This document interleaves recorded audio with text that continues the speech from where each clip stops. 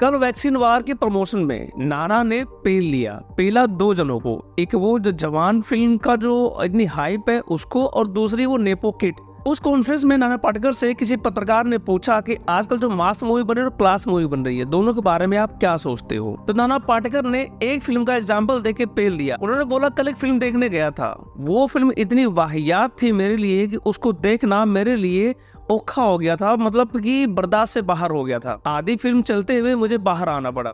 और उस फिल्म के बारे में नाना पाटेकर बोलते हैं, उस फिल्म की बहुत जबरदस्त हाइप हो रही है और आए दिन बहुत जबरदस्त कमाई कर रही है। तो ऐसे में सिर्फ 2 ही फिल्म है, एक फिल्म गदर 2। तो उस फिल्म के बारे में नाना पाटेकर देखो बोल नहीं सकते। रीजन ये है कि उस फिल्म का जो कंटेंट है, उसका जो इमोशंस है, उसका जो एक पेट्रोटिज्म कॉन्सेप्ट है, वो उसके फेवर में देखो नाना है। और सबसे बड़ी बात यह है कि नाना खुद उस फिल्म के पार्ट थे। तो यहाँ पर मुझे नहीं लगता कि वो गदर 2 के बारे में बात कर रहे होंगे। और दूसरी बात यह है कि जब प्रमोशन हुआ था इस फिल्म गदर 2 का, तो सन्नी देओल ने खुद नाना पाटेकर के पांव छुए थे। तो मुझे नहीं लगता गदर 2 के बारे में नाना पाटेकर बोल रहे हैं। मुझे ऐसा लगता है इनडायरेक्टली वो बोल रहे हैं जवान को।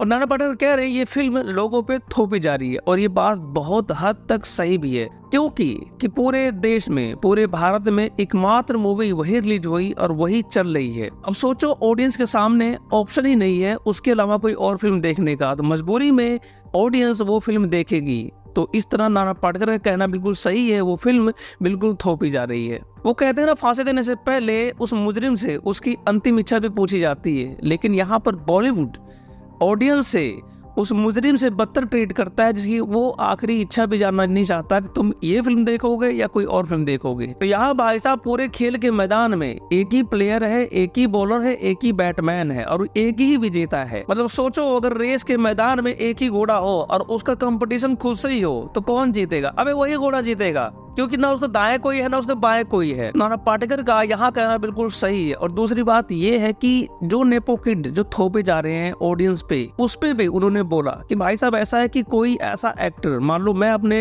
औलाद को एक्टर बनाना चाहता हूँ, चाहे बेशक उसकी औकात ना हो, चाहे बेशक एक्टिंग ना जानता हो, चाहे बेशक शक्ल सूरत ना हो, लेकिन उसको हर बार हर फिल्म में कास्ट करूंगा, ऑडियंस सामने लाऊंगा, एक में फेल होगा, 2 में फेल होगा, ऐसे करके मैं 10 फिल्में लाऊंगा, एक ना एक दिन ऑडियंस उसको एक्सेप्ट कर लेगी। तो ये थोपना ही तो हुआ। जो बॉलीवुड के नेपो किड हैं, जानवी कपूर, अनन्या पांडे, आलिया भट्ट, अर्जुन कपूर, करीना कपूर, वरुण धवन, टाइगर श्रॉफ, ऐसे बहुत सारे ऐसे किलो के भाव से हैं जो ऑडियंस पे थोपे जा रहे हैं। तो नाना पाटेकर का यहाँ कहना बिल्कुल गलत नहीं है। और जो नाना पाटेकर ने जवान के लिए बोला है, जो सार्किन है, फैन है शाहरुख खान के, वो तो भाई साहब वो तो जहर ही उगलेंगे आज। और वहीं पर सवाल पूछे गए विवेक रंजन अग्निहोत्री से उनके फिल्म के बारे में, तो उन्होंने एग्जाम्पल दिया, एक गांव में जितने सारे बेसुरे सिंगर हैं, अगर वहां पर कोई एक अच्छा गाने वाला पहुंच गया, तो जितने सारे बेसुरे सिंगर हैं सारे उस अच्छे सिंगर का बॉयकॉट कर देंगे। ठीक बॉलीवुड में विवेक रंजन अग्निहोत्री के साथ भी होता है। जितने सारे बॉलीवुड के कूड़ा कचरा मूवी बनाने वाले हैं, एक बंदा विवेक रंजन अग्निहोत्री है, कश्मीर फाइल लेके आया, सबने उसका बॉयकॉट कर दिया, सबने उस फिल्म को प्रोपेगेंडा मूवी बतानी शुरू कर दी थी। तो इनकी ये बात सही भी है।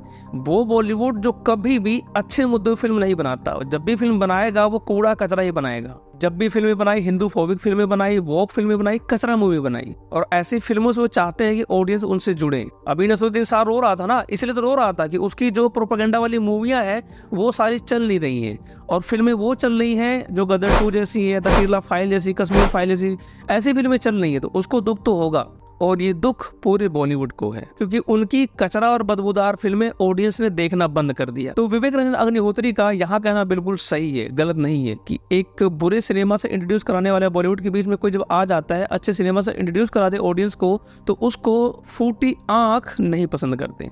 तो दोस्तों, क्या रहा है आपका नाना पाटेकर की इस रिमार्क पे, आप बताओ कमेंट बॉक्स में। मिलते हैं अगली वीडियो में, तब तक नमस्कार, जय हिंद, वंदे मातरम।